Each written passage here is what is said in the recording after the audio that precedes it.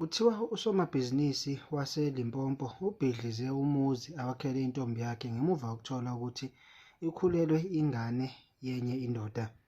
Lesigameko esishubile sidonse ukunaka okukhulu emphakathini saphenduka isihloko esishisa ikhotha ey'nkundleni zokuxhumana.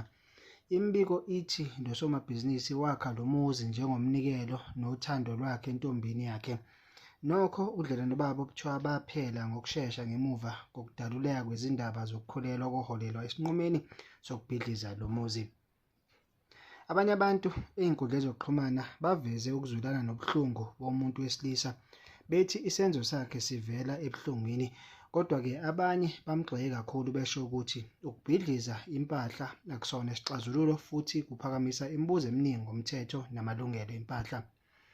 Lesigameko siphinde savusa izingxoxo mayelana nobudlelwano bothando, ukwethembana phakathi kwababili kanye nezindaba zamalungelo empahla uma ubudlelwano buphela ngendlela ebuhlungu.